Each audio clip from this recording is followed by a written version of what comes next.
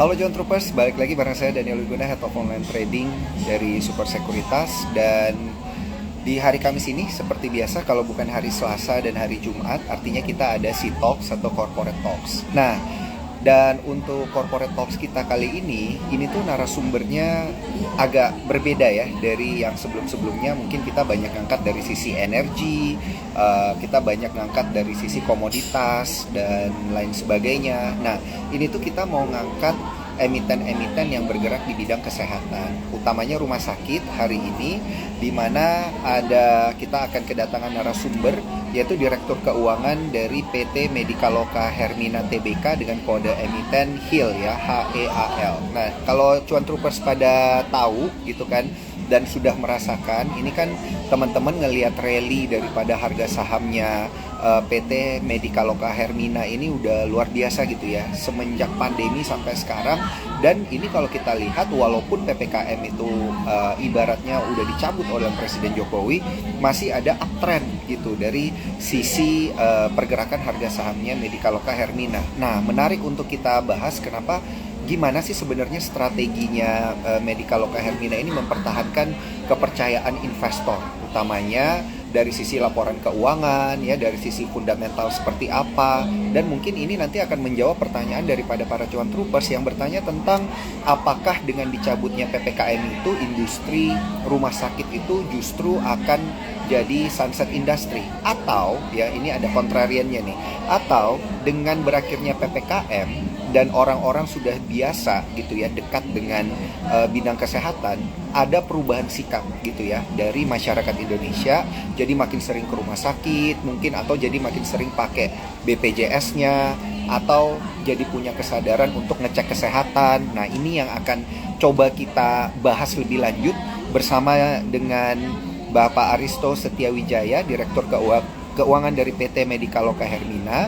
Dan saya nanti nggak akan sendiri, karena saya akan ditemani oleh Eriza Putri, yaitu analis dari Sukor Sekuritas. Tapi sebelum saya undang Eriza untuk join bareng saya pada malam hari ini, jangan lupa teman-teman cuan troopers yang belum bertransaksi pakai spot, di-download aplikasi Newspot by Sukor Sekuritas. Gampang banget cara daftarnya melalui e-form.sukorsekuritas.com.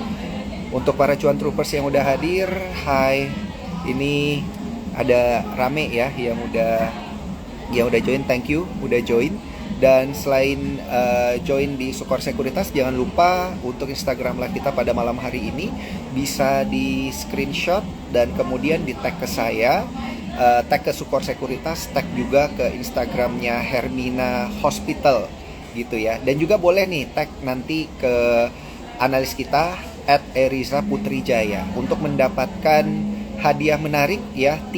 Hanya tiga aja yang kita bagi pada malam hari ini, hadiah menarik dari Sukor Sekuritas. Kita pokoknya udah siapin ya hadiah-hadiah menarik nih supaya cuan troopers jadi makin semangat. Pertanyaan jangan lupa nanti diklik bagian sini ya, cuan troopers, bagian question and answer, supaya cuan troopers bisa drop pertanyaannya di sana, kita bisa bahas sama-sama.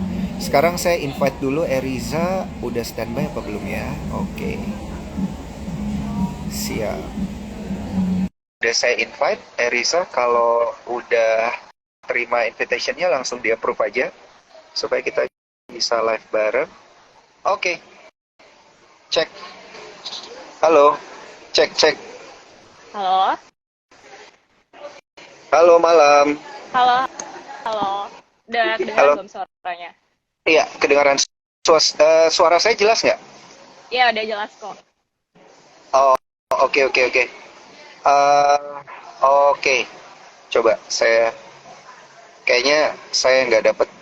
Halo. Halo. Ya, oke. Halo, happy to see you, Eriza. Welcome to C-Talk. Halo Daniel. Ini pertama kalinya kita ngobrol ya di platformnya Sukor Sekuritas. Really happy to see you. Dan hari ini kita bakal ngobrol tentang emiten-emiten rumah sakit di tahun 2023 bakal seperti apa. Kita udah sempat discuss dikit kemarin ya, udah sempat chit-chat industri kesehatan itu seperti apa. Tapi sebelum kita undang Pak Aristo untuk bisa bergabung bersama kita, boleh nggak nih dari Eriza ceritain dikit gitu industri kesehatan before and after pandemi gitu ya, dari view analis Sukor Sekuritas, silakan. Oke, boleh-boleh. Jadi sebelumnya kita flashback dulu ya ke masa-masa pas lagi COVID-19, which is peak-nya itu di tahun 2021 ya, zaman-zaman varian Delta. Nah, di sana itu kita lihat rumah sakit revenue-nya itu pada tumbuh tinggi-tinggi sekali, yang menjadikan sampai sekarang itu high base. Nah, yang nyebabin revenue rumah sakit ini pada tinggi itu adalah, sorry bentar Daniel. Eh, Oke, masih dengar ya? Aman, aman. Oke, oke. Silakan, Aman, silakan. aman. Masih, masih. Ayo, oke, silakan, silakan. Jadi yang nyebabin pendapatan Mhm. rumah sakit tinggi itu karena pasien-pasien COVID-nya. Nah, yang kita lihat itu Mhm. zaman 2021 pasien non-COVID itu malah menurun ya, karena orang kan sakit gigi pada nggak berani ke rumah sakit gitu kan ya, pas Iya. zaman-zaman COVID. Mhm. Karena curigaan di bawaan yang ngantri aja tuh kayak takut yang ngantri itu pada COVID gitu kan ya. Mhm. Jadi kayak mereka Betul. postpone dulu untuk kedatangan ke rumah sakitnya.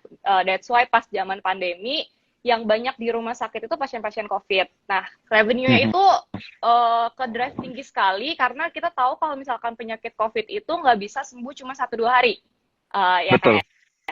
Mhm. Nah, Mhm. at least kita butuh seminggu sampai 10 hari di rumah sakit gitu ya. Nah, Mhm. beda sama pasien-pasien non-COVID yang biasanya kalau di rumah sakit tuh 3-4 hari udah bisa pulang gitu. Mhm. Nah, Mhm. kalau misalkan ditanya outlook ke depannya nih, karena udah nggak ada COVID kan, gimana nih ke Iya. depannya rumah sakit nih, apakah akan merugi nih udah nggak ada pasien COVID? Jawabannya adalah dari sisi financial statement-nya, keuangan, memang ada penurunan sedikit di tahun 2022 ini, karena pasien COVID-nya Mhm. udah menurun lah ya, kita sebut udah mulai Mhm. melandai, tapi ada growth drivernya nih dari pasien-pasien non-COVID tersebut. Pasien-pasien yang enggak yang bukan yang non-COVID ini udah mulai berani untuk rumah sakit. Jadi yang Mhm. sakit perut udah berani pada berobat ke rumah sakit. Nah, jadi tuh nggak hilang pasien rumah sakit tuh nggak hilang. Bahkan yang Mhm. non-COVID tuh balik lagi gitu. Nah, kalau misalkan kita lihat di tahun 2022 ini memang ada penurunan, cuman nggak signifikan ya. Kalau misalkan kita bandingin sama level pre-COVID, keuangan sebelum adanya COVID, malah mengalami pertumbuhan. Mhm.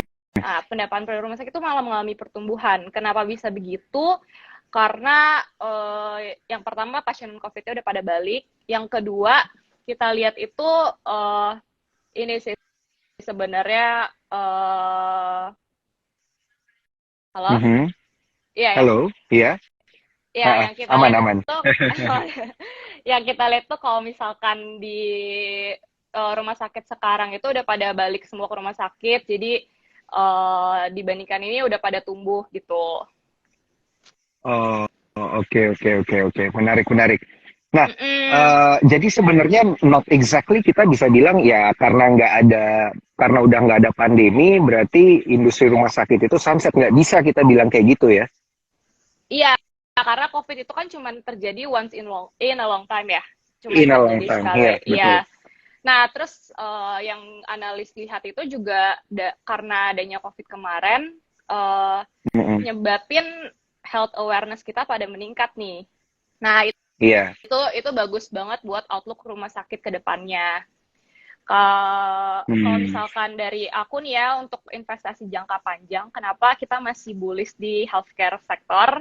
Yang pertama itu, Mhm. kita lihat Indonesia itu masih memiliki masalah kesehatan yang cukup rumit dan banyak ya. Kayak dari segi Mhm.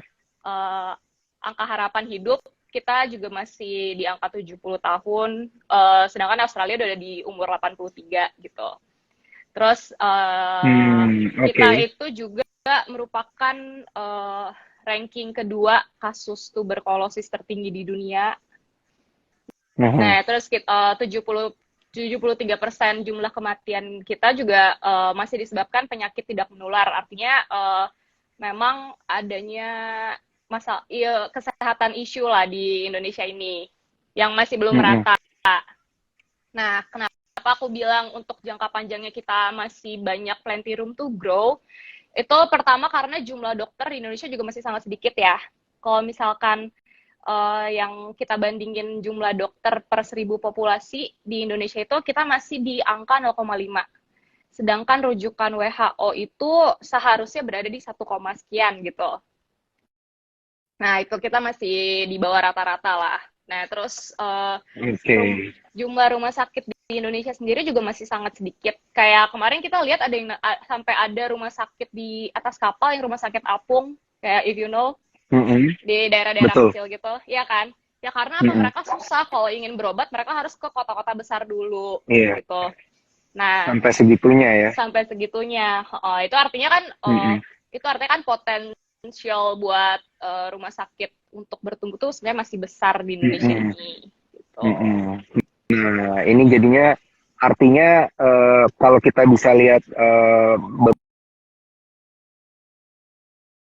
di rumah sakit ini peluangnya sebenarnya masih banyak ya ke depannya. Jadi untuk membahas lebih lanjut ya, kita lebih berfokus kepada Rumah Sakit Hermina tentunya, Hermina Medicaloka Tbk dengan kode emiten HIL. Kita langsung aja undang ada Pak Aristo selaku Direktur Keuangan dari HIL.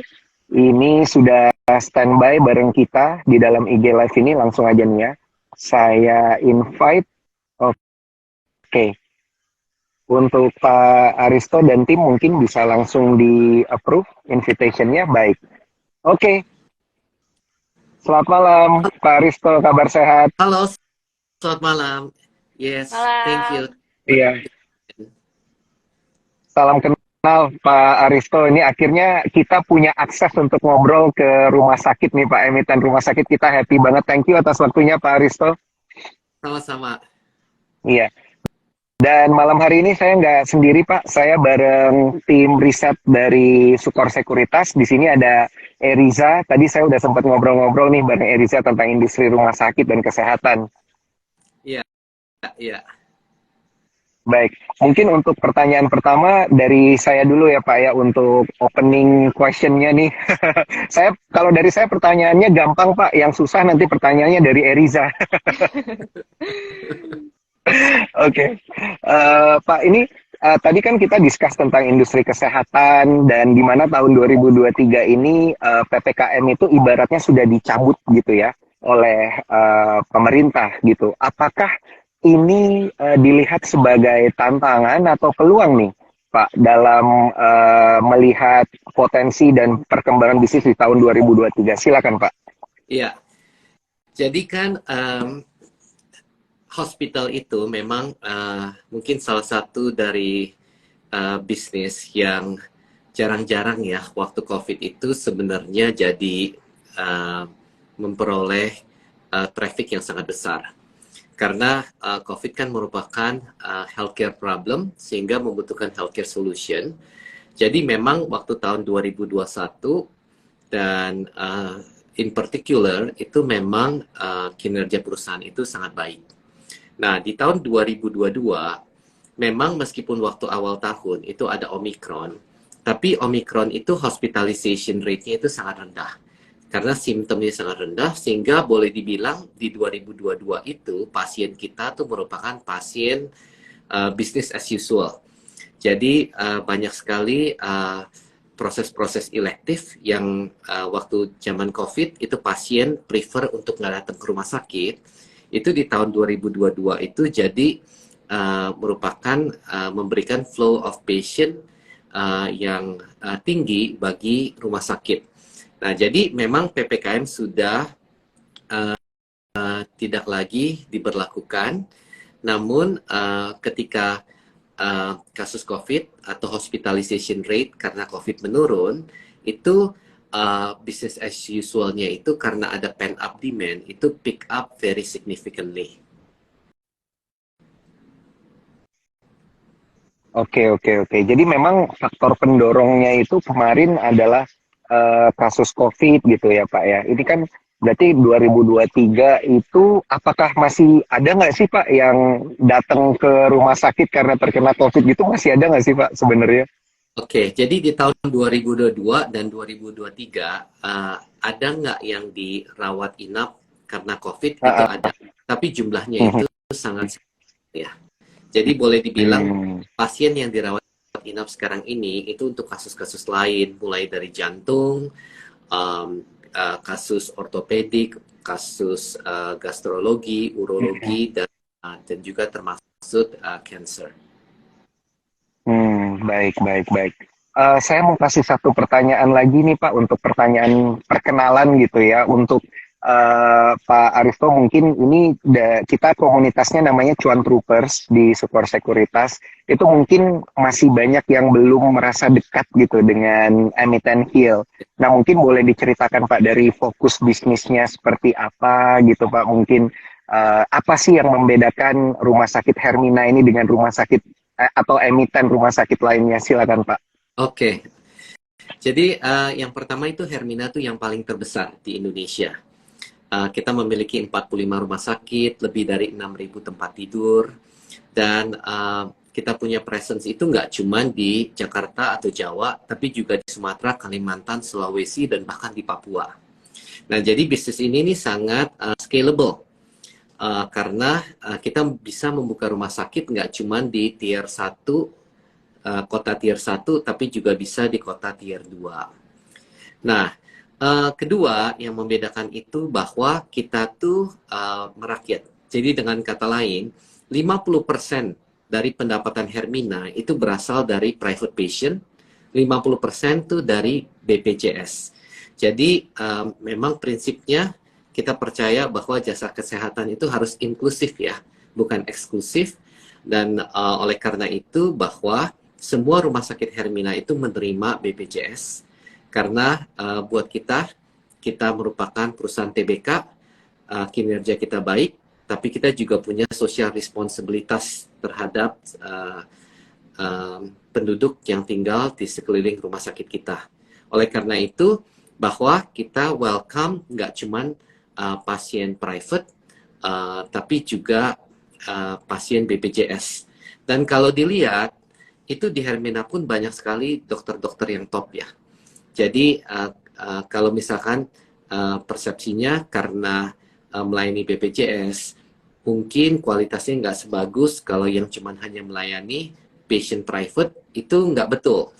Sebabnya di Hermina itu banyak sekali profesor, banyak sekali dokter-dokter yang paling terkemuka di Indonesia yang praktek. Nah, jadi kita memang melayani dua segmen ya. Segmen BPJS dan juga segmen patient private. Nah, terus ketiga, memang once upon the time itu Hermina itu merupakan rumah sakit ibu dan anak. Oleh karena itu, sometimes orang berpendapat bahwa yang dikerjakan di Hermina itu hanya ibu dan anak. Tapi itu nggak betul. Karena Hermina itu memiliki layanan-layanan unggulan seperti cancer di Hermina Bekasi, memiliki layanan unggulan seperti jantung di Hermina Depok. Jadi pelayanan kita tuh memang komprehensif. Nah, kalau komprehensif, kenapa lambangnya itu masih gambar ibu dan anak? Karena itu memang lambang kita dari sananya gitu. Dan bahwa memang kita itu masih number one brand dari segi ibu dan anak. Oleh karena itu, kita memang telah menjadi rumah sakit umum, udah lebih dari 10 tahun melayani penyakit-penyakit di luar ibu dan anak, namun memang brand affiliation-nya itu masih sangat kuat dari segi ibu dan anak. Contoh untuk COVID, kita melayani atau rawat inap itu ada lebih dari 50.000 pasien yang ditangani dan sepertinya itu merupakan angka yang terbesar ya kalau dibandingkan peer group kita, dan itu signify bahwa yang kita bisa take care itu memang nggak cuma ibu dan anak, karena kita bisa take care patient COVID waktu zaman pandemi. Begitu. Wah, lengkap banget nih berarti ya. Dan mindset ibu dan anak ini walaupun masih melekat, tapi ternyata nggak cuman core bisnis itu aja yang dijalankan. Baik, pertanyaan selanjutnya mungkin saya berikan kepada Eriza. Ini pertanyaan yang dari Eriza ini yang menantang ini, Pak. Silakan Eriza. Malam Pak. Malam. Malam ya. Jadi kan kita tahu nih Hermina tuh punya skema bisnis doctor partnership model, Iya. right? Nah, Iya. ya.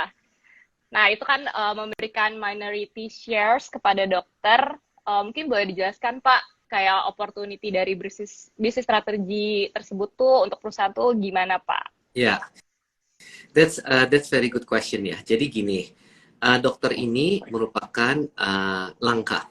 Jadi langka sebenarnya nggak cuma di Indonesia ya, di dunia ini setiap negara pun bilang bahwa nggak cukup dokter. Tapi di Indonesia nggak cukup, ini lebih pelik lagi gitu ya.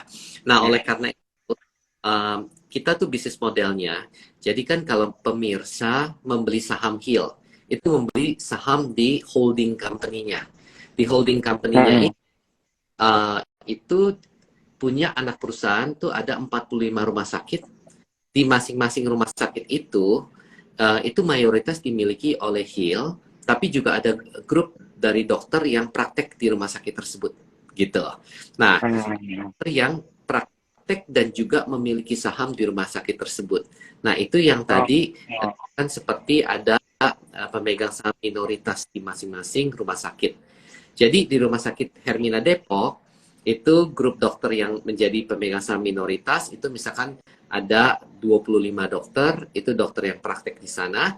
Terus di Hermina Bogor itu dokter yang prakteknya kan beda. Jadi yang memiliki saham juga grup dokter yang berbeda. Nah, jadi tujuannya kenapa? Tujuannya ini supaya dokter itu semangat praktek di Hermina karena mereka bisa ada rasa kebanggaan memiliki dan juga ini kan merupakan salah satu bentuk alignment of interest. Jadi nggak cuman istilahnya kerja di Hermina, tapi juga memiliki saham di rumah sakit tempat dokter itu bekerja. Oke, jadi supaya para dokter tuh ada sense of belonging-nya ya, Pak, pada Iya. rumah sakit, ya. Wah, mantap banget nih Pak. Berarti apakah kalau menjadi dokter di Hermina langsung secara otomatis gitu mendapatkan privilege ini atau hanya tertentu aja nih Pak? Menarik banget soalnya. Jadi privilege ini kan sebenarnya yaitu karena kalau kita mau bikin rumah sakit baru tuh ada dokter yang partner dan ikut beli saham. Jadi kan kalau kita mendirikan satu PT merupakan satu rumah sakit, itu kan ada gitu kan ya. Jadi ada paid up capital, kita store, dokter juga store. Jadi sahamnya ini sebenarnya bukan free, yaitu mereka store. Nah, tapi kemudian setelah rumah sakitnya dibangun dan buka, mereka yaitu wajib praktek. Begitu. Jadi seperti itu dan privilege-nya itu memang yaitu boleh co-invest, jadi boleh ikut menanamkan saham selama nanti kalau rumah sakit udah buka harus berkewajiban untuk praktek gitu. Oh, oke, paham. Ya benar ya. Berarti yang tadi Eriza bilang ini sense of belonging-nya benar-benar dapat karena tidak hanya membangun secara fisiknya aja, tetapi membangun dari sisi bisnisnya juga gitu ya.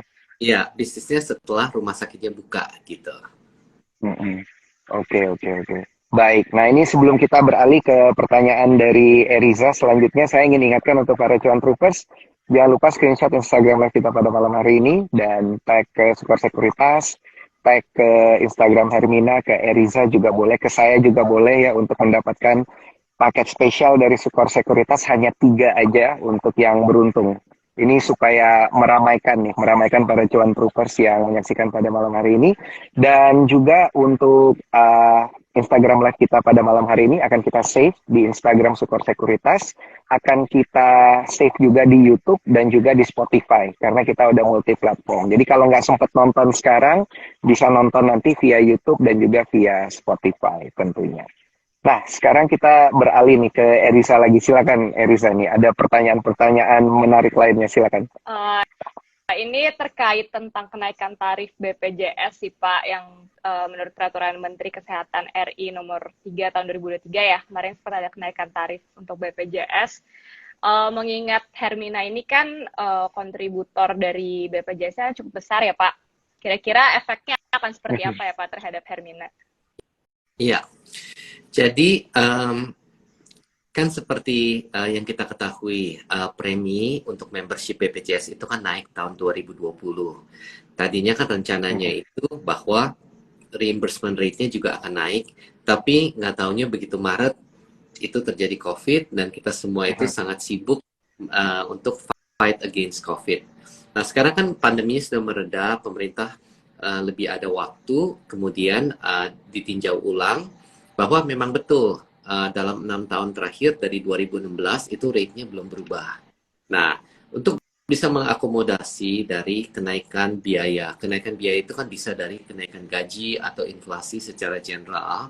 Itu memang BPJS memberikan kenaikan tarif yang berlaku dari tanggal 24 Januari 2023. Dan ini akan sangat membantu bagi kita di mana bahwa memang dalam 6 tahun terakhir ini kita dengan kata lain beradaptasi dengan kenaikan biaya, kenaikan karena inflasi. Kita terus berkomitmen untuk memberikan servis BPJS dan ini kan akan memberikan satu bantuan ya atau berikan satu angin segar bagi industri rumah sakit agar bisa sustainable dari segi melakukan pelayanan BPJS. Nah, jadi secara ini memang bisa membantu dari segi meringankan kenaikan biaya yang ada dan supaya marginnya itu juga tetap sustain. Baik, baik. Ini menarik ya, karena memang kan semenjak COVID kita juga lihat masyarakat itu menjadi jauh lebih bergantung menggunakan BPJS juga gitu ya.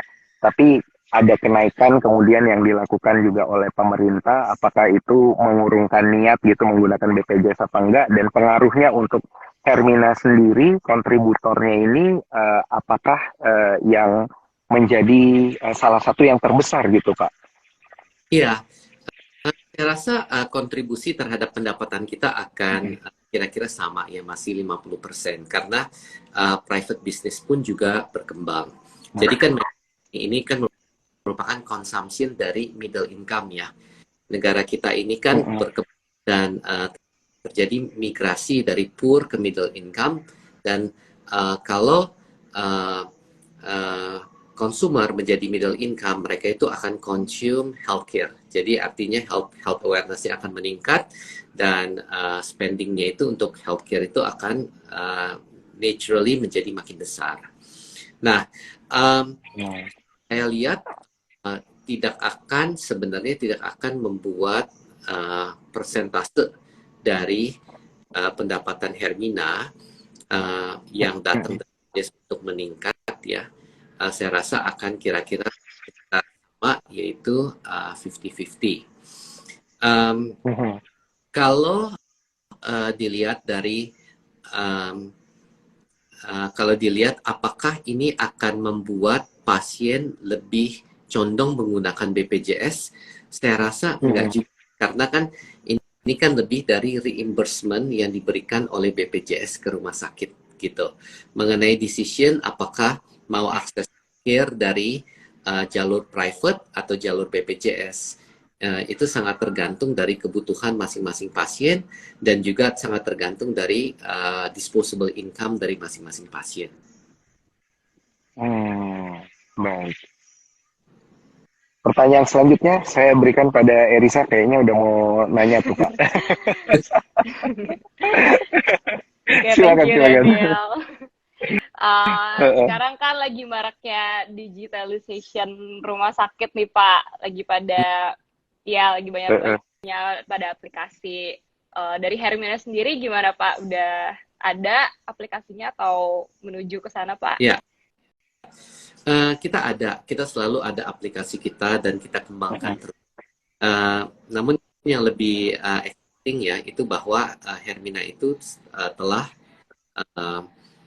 mengimplementasikan sistem operasional rumah sakit ya, yang disebut SIMRS, yaitu Sistem Informasi Manajemen Rumah Sakit, yang menggunakan database yang sama across Hermina Network.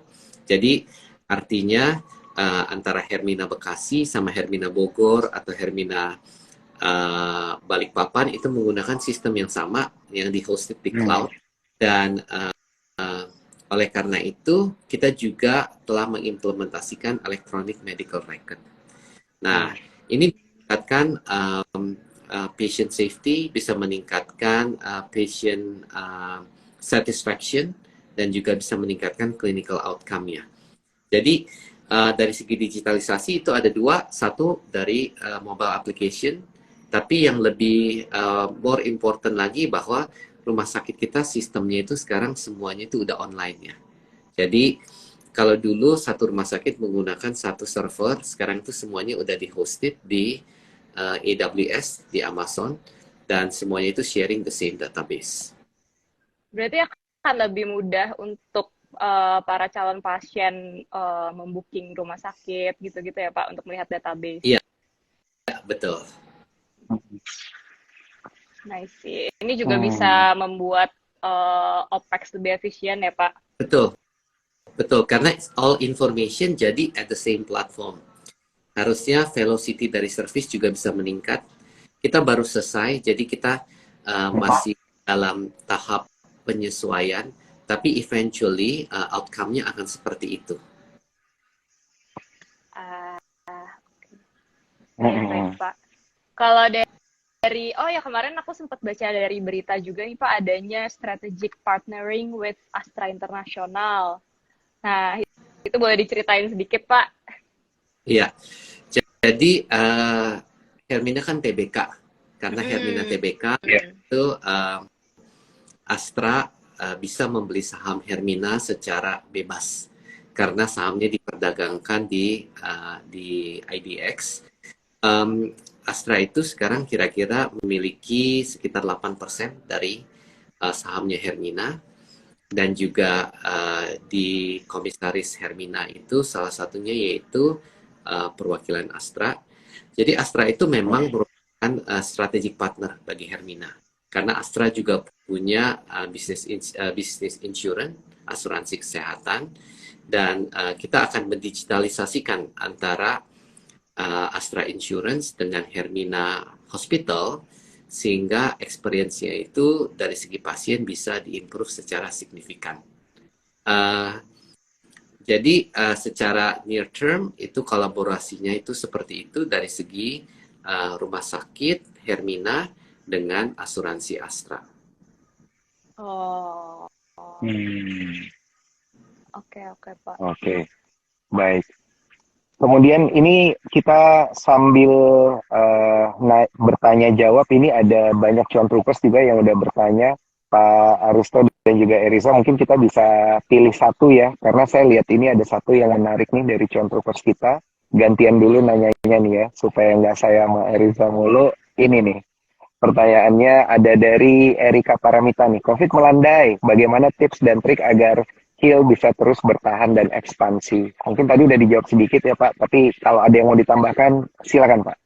Ya, jadi gini, di Indonesia ini rumah sakit itu sebenarnya masih sangat-sangat kurang ya. Tadi Erisa udah bilang bahwa rasio antara populasi sama bed, yaitu tempat tidur rumah sakit itu di Indonesia itu jumlah bednya kalau dibandingin sama populasi itu masih sangat rendah. Nah, oleh karena itu bahwa sebenarnya this is long term structural opportunity ya. Hermina dalam 10 tahun terakhir ini itu telah bertumbuh double digit CAGR ya. Jadi kira-kira sekitar 18% year over year untuk 10 tahun straight ya. Nah, apakah kita akan bisa bertumbuh seperti ini terus dan terus expand? Jawabannya iya. Sebabnya kenapa? Supply demand dari segi kebutuhan healthcare sama supply-nya healthcare itu masih, jadi dengan kata lain demand-nya itu masih lebih tinggi daripada supply-nya. Oleh karena itu memang sebenarnya driver dari bisnis kita tuh bukan COVID, karena COVID itu kan cuman yaitu itu kan pandemik, tapi driver bisnis bahwa memang sebenarnya health awareness itu lebih tinggi, sehingga dulu ada penyakit yang tidak terdeteksi karena pasiennya itu nggak pernah ke dokter. Sekarang itu dengan adanya BPJS dan juga dari segi middle income itu disposable income-nya meningkat, itu jadi ada kasus-kasus yang dulu tidak ditangani, sekarang itu karena healthcare awareness telah meningkat, itu menjadi ditangani. Jadi dengan kata lain, populasi itu lebih peka mengenai kondisi kesehatan, life expectancy itu juga semua orang ingin memiliki life expectancy yang tinggi, sehingga itu create demand untuk jasa kesehatan. Oleh karena itu, ya memang COVID telah melandai, tapi driver dari bisnis kita itu sebenarnya consumption dari middle income terhadap jasa kesehatan.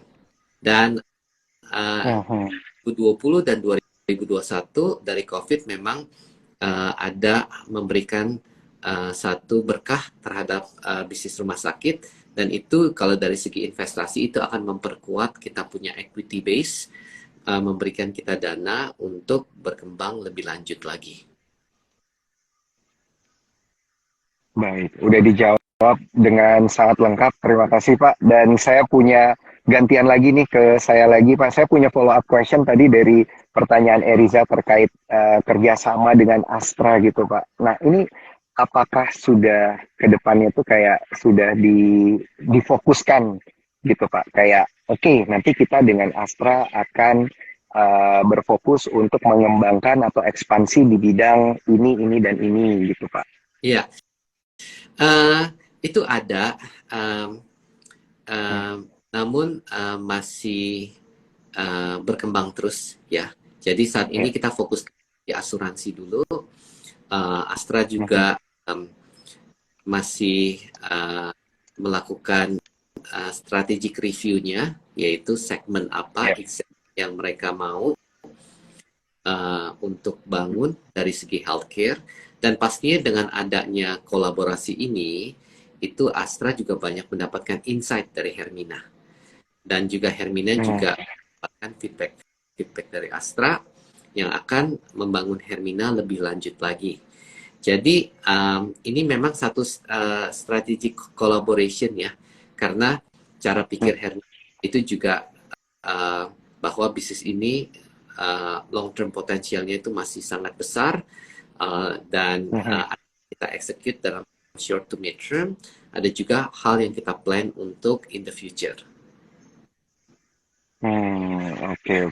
Jadi ini kalau Cuan Troopers mau cari tahu lebih lanjut, nanti ditunggu aja keterbukaan informasinya ya Pak ya.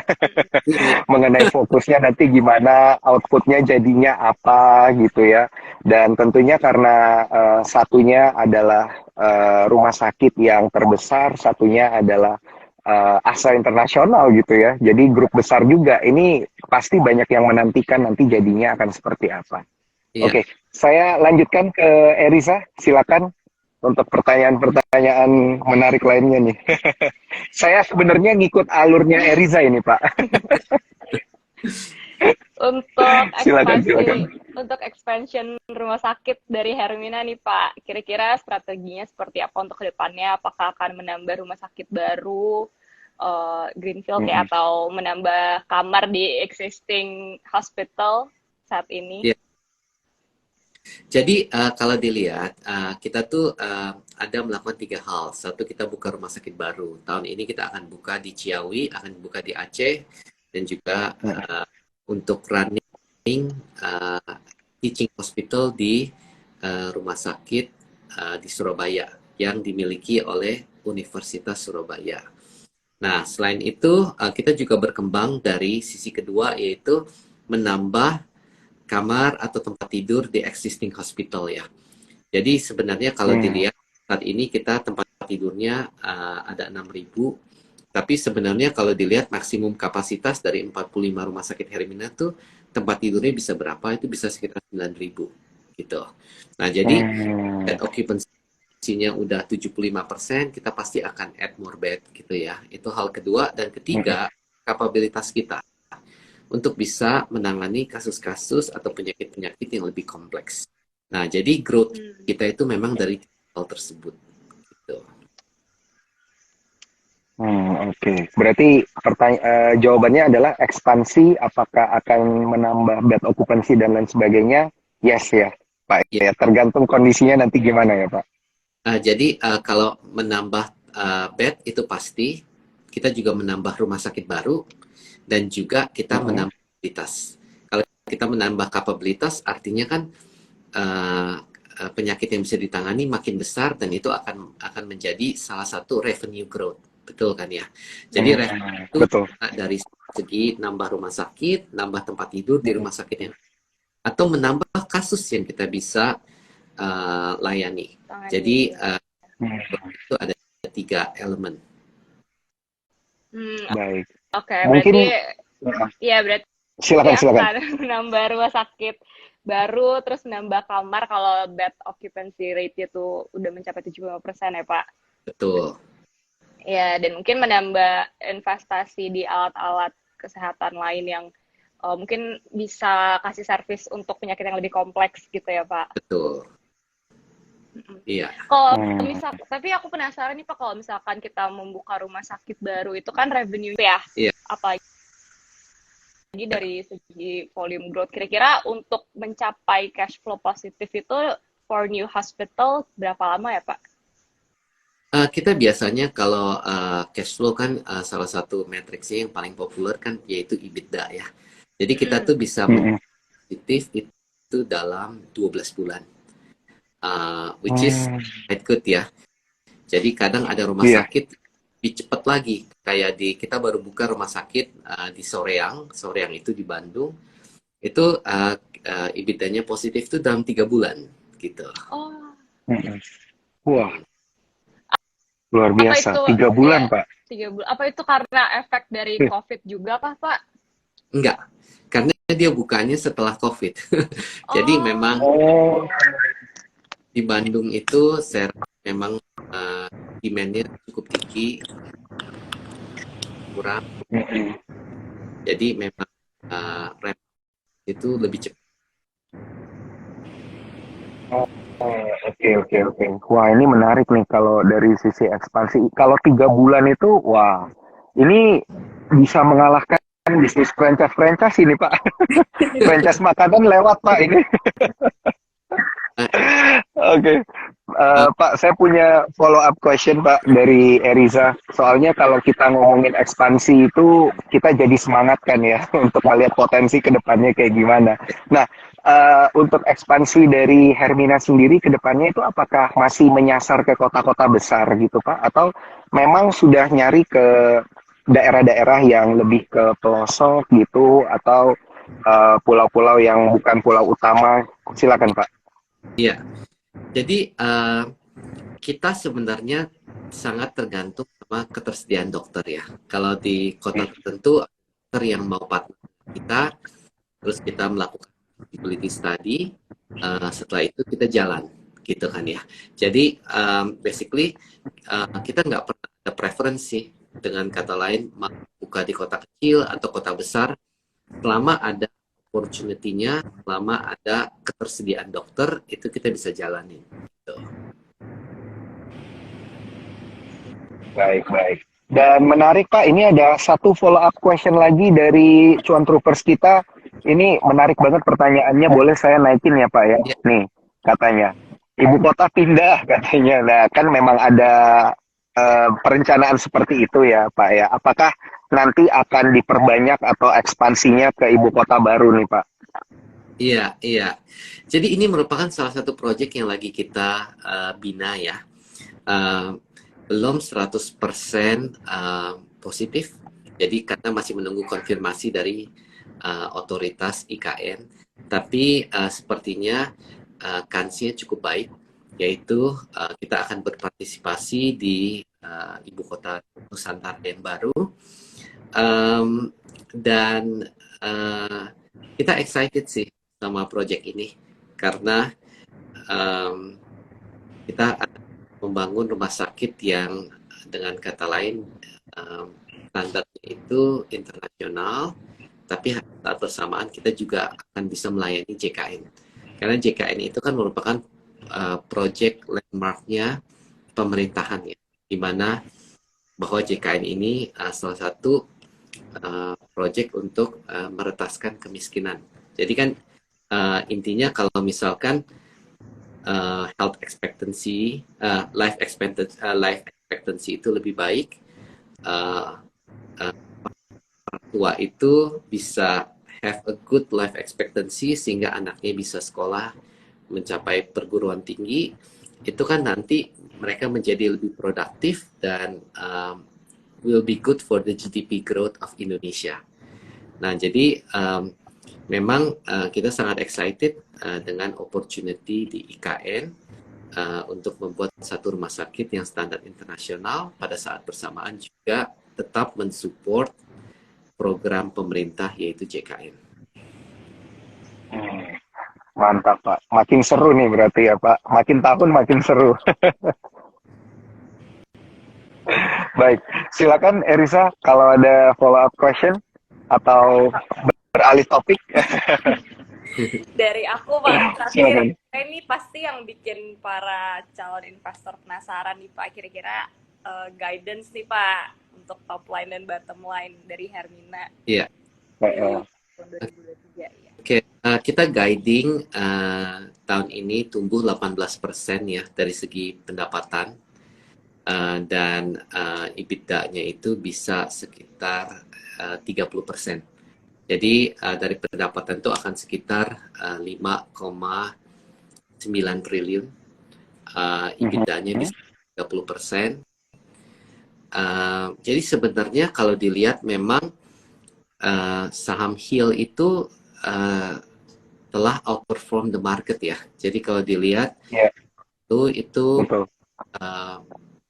lalu naik berapa ya? Mungkin naik sekitar 40-50% ya. Terus tahun sebelumnya juga naik 40%. Tapi memang kinerja perusahaannya pun juga long term growth-nya itu masih sangat baik ya. Jadi kalau misalkan dilihat, kalau kita bisa mencapai guidance yang tadi saya sampaikan, itu sebenarnya saham kita itu dari segi EV/EBITDA itu mungkin baru sekitar 15 kali ya, which is sebenarnya untuk bisnis dengan high defensibility seperti healthcare itu valuation-nya sangat atraktif. Baik. Wah, ini kan berarti menjadi target di tahun 2023 ini ya Pak ya? Iya. Sampai akhir tahun nanti. Iya. Baik, ini menarik, pasti Cuan Troopers juga udah banyak yang nyatet ini Pak. Iya. Oke. Ada pertanyaan terakhir mungkin dari Erisa, selain terkait dengan target, ini nggak berasa kita udah mau sejam Pak ngobrolnya. Dari aku udah sih, mungkin dari Daniel atau dari Cuan Troopers. Baik. Saya punya 2 pertanyaan terakhir nih Pak. Yang pertama itu adalah konfirmasi dan pendapat dari Pak Aristo nih. Apakah benar setelah pandemi itu atau PPKM itu dicabut oleh pemerintah, behavior atau perilaku masyarakat menggunakan jasa rumah sakit itu berubah menjadi semakin intens gitu? Silakan Pak. Itu betul banget ya. Jadi kalau misalnya kita lihat tadinya kan ada kekhawatiran, mungkin kalau misalkan premium BPJS itu di tahun 2020 tuh naik, mungkin orang yang nggak bersedia bayar karena premium lebih tinggi dan kemudian dengan kata lain jadi nggak ikut BPJS gitu.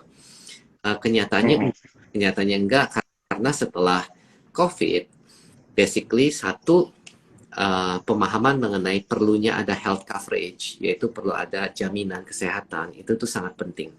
Jadi itu menjadi prioritas bagi penduduk Indonesia karena belajar dari pengalaman waktu pandemi. Nah, terus kedua, dari segi awareness-nya sendiri mengenai kalau ada penyakit-penyakit comorbid, itu lebih baik ditangani, jangan dibiarkan saja. Karena kenapa? Karena waktu COVID itu sebenarnya COVID sendiri kalau tanpa comorbid itu sebenarnya tidak terlalu life threatening ya. Jadi kan banyak sekali orang kena COVID kalau nggak ada komorbid tuh sebenarnya dengan kata lain bisa sembuh sendiri lah gitu. Tapi kan fatalitas yang terjadi pada saat itu karena terjadi komplikasi karena ada komorbid. Oleh karena itu setelah pandemi berakhir dan health awareness menjadi meningkat, itu pasien itu memang secara proaktif berusaha untuk menangani kasus-kasus kesehatan yang mereka punya. Karena kenapa? Karena ada pemahaman bahwa kasus-kasus tersebut atau kondisi-kondisi atau simptom-simptom tersebut kalau tidak ditangani nanti bisa menjadi life threatening kalau terjadi lonjakan atau varian baru dari COVID-19. Jadi memang satu, pemahaman mengenai perlunya ada coverage itu meningkat. Kedua, yaitu pemahaman mengenai health awareness juga meningkat. Baik. Dan pertanyaan saya yang paling terakhir Pak, ini yang paling ditunggu-tunggu mungkin untuk para investor dan yang paling menegangkan juga ini kayaknya ya untuk para investor Heal, apakah ada bocoran? Ada bocoran nih Pak terkait pembagian dividen gitu mungkin Pak untuk para investor ke depannya atau seperti apa Pak? Silakan. Jadi kalau dilihat semenjak kita TBK itu tiap tahun tuh dividen itu pasti naik ya. Tapi kalau dilihat secara dividen yield itu mungkin nggak terlalu besar. Sebabnya kenapa? Kita tuh merupakan growth company. Jadi gini, kalau kan kita ada net profit, kita bisa lakukan dua hal. Kita bisa bagikan sebagai dividen atau kita bisa reinvestasi dari net profit untuk membuat perusahaannya itu lebih besar. Nah, yang dilakukan oleh Hermina, kita lakukan dua-duanya gitu. Tapi kenapa kita nggak lakukan dividen yang jumlahnya besar banget? Karena sebenarnya opportunity-nya dari segi pengembangan bisnis itu masih sangat besar. Karena itu memang lebih dilihat seperti growth stock daripada income stock ya. Kita berkomitmen gitu bahwa dividen itu setiap tahun itu paling enggak kita naikin dan kita masih menggunakan selebihnya dari kita punya retained earning, selebihnya dari kita punya net income sebagai retained earning. Kita bisa terus membangun network dan skala bisnisnya Hermina. Mantap Pak, ini jadi angin segar nih buat investor yang dengerin Pak. Jadi selain dipakai untuk ekspansi ya memang ada pembagian dividen begitu juga ya Pak ya. Jadi dua-duanya dilakukan nih oleh Hermina nih untuk para investor. Betul, dan dividennya juga tiap tahun itu per share-nya itu pasti akan naik. Tuh. Iya. Mantap. Jadi untuk para investor ini kejawab banget ya, untuk para cuan troopers juga. Semuanya udah kita tanyain tadi, mulai dari sisi fundamentalnya seperti apa, dan bahkan sampai bagi-bagi dividennya seperti apa. Dan ternyata udah nggak terasa nih, kita udah ngobrolnya udah 1 jam, Pak Aristo dan juga Erisa. Terima kasih banyak Pak Aristo dan juga Erisa atas waktunya untuk sharing pada malam hari ini. Thank you atas kesempatannya. Terima kasih buat yang mengikuti acara ini. Baik, semoga sukses selalu ya Pak, dan sehat selalu, sukses dan cuan selalu juga untuk Heal ke depannya. Semoga ekspansi dan perencanaan dan targetnya ini bisa diraih ya Pak di tahun 2023. Terima kasih banyak Pak. Terima kasih. Untuk Erisa juga terima kasih banyak ya, sampai ketemu lagi di C-Talks yang selanjutnya nih bareng Eriza, dan juga mudah-mudahan ada waktu untuk ngobrol lagi Pak sama Pak Aristo di lain kesempatan. Terima kasih. Saya Daniel Wiguna pamit undur diri, sampai jumpa di C-Talks selanjutnya. Bye-bye. Bye.